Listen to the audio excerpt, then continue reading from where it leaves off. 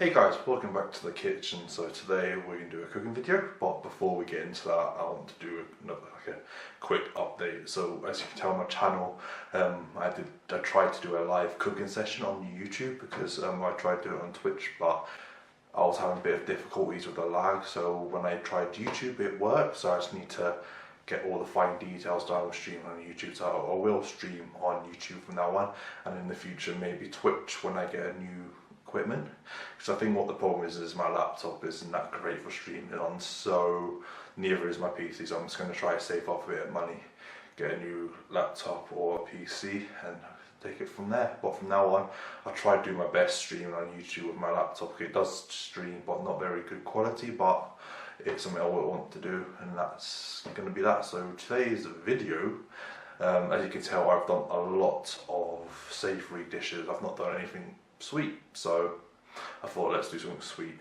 So today we're going to be making my version of chocolate brownies. Who doesn't like a nice warm chocolate brownie with ice cream, or just a chocolate brownie with a cup of tea or a cup of coffee? So the ingredients for this are, I have 140 grams of 70% dark chocolate. You don't have to use 70%, you can use less, but a good dark chocolate is recommended for chocolate brownies. This might seem a lot, but here I've got 450 grams of caster sugar, because it might be a lot, but chocolate brownies are sweet as hell. In here I've got 110 grams of plain flour, which I've mixed in with 55 grams of good quality cocoa powder. I have 225 grams of unsalted butter. Always use unsalted butter to cook with, well, baking with, but if you are cooking with, like when you finish off a steak, use a bit of salted butter, but for baking, always use unsalted, unless you're making like salted caramel, stuff like that, then I would recommend using salted butter. And in here I have 5 whole eggs that I've just whisked up. With your baking tin, what I've done is I've greased it with butter. There's a bit in the bottom of the pan. This is a grease-proof paper on that. Then on the side I've buttered it, but then I put these little things. These will help after it's cooked lift the brownie out in one, or turn it over. So that's just been buttered with a bit of butter and grease-proof. And I've got a saucepan and my trusty spatula. So that's all the ingredients to make this, but you can tweak this recipe. If you want to add like a flavouring, you can add like a peppermint flavouring, peppermint extract, orange extract to make like chocolate orange, chocolate peppermint, chocolate lemon even. It's up to you, but this is just a basic chocolate brownie recipe that I've used many times, that's worked for me in the past. So if you'd like to come with me guys, we shall get cooking. So the first thing we're going to do guys, in my pan I've got my butter and my sugar. I'm just going to let this melt together. Also while you're doing this, get your oven preheated to 190 degrees. If it's a fan assisted, but if it's not a fan assisted, go to 180, because you won't get that circulation of heat. Obviously one constant heat, so if it's not fan assisted you want to do it 180 degrees so it doesn't burn easily. So this is just the butter and the sugar in the pan that I'm just going to melt together.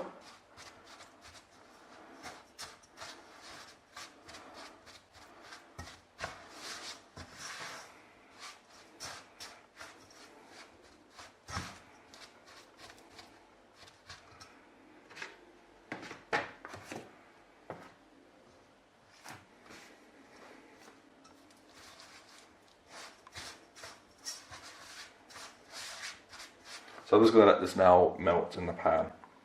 So now that our butter and sugar has melted, I'm going to add in my dark chocolate and let that melt in the actual heat of it.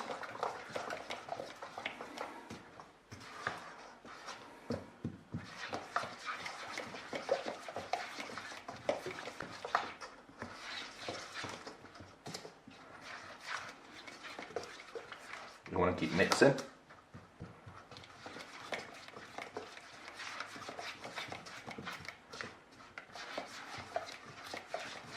So you can tell it's slowly combining.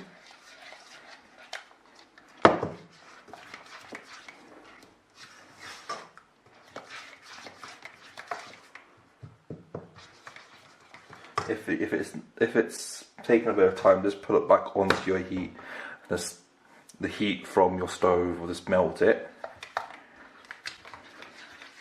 Because mine's like an electric stove, I don't really have to turn it back on because the heat is still there in the top, so I always have to keep an eye on it.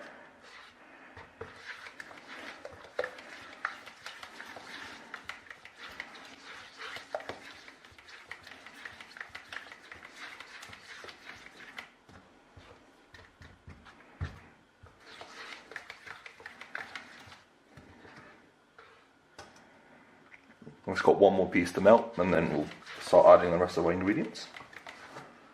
So I'm taking it off the heating again, I don't want it to burn. Right, now that our chocolate's all melted, I'm going to slowly mix in our eggs. That'll just beaten up.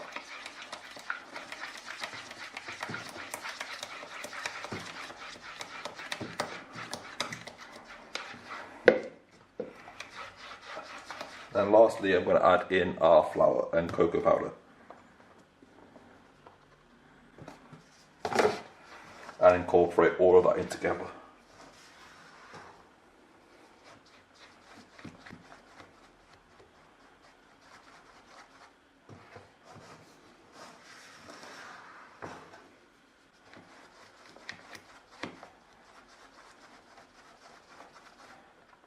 Make sure it's all incorporated and remember to scrape down the sides.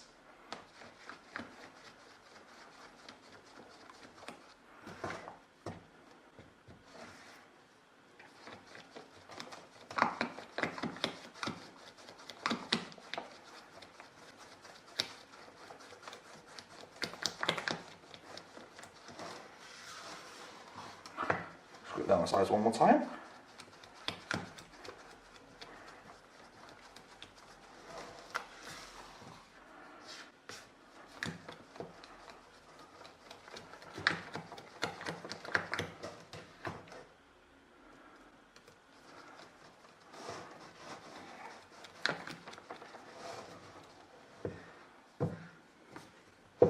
I'm just going to leave that there for like 20 seconds.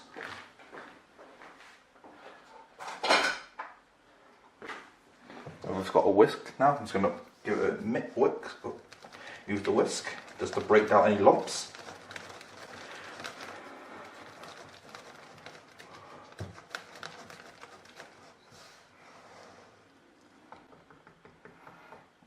Now what I'm going to do is transfer my mix into my baking tray.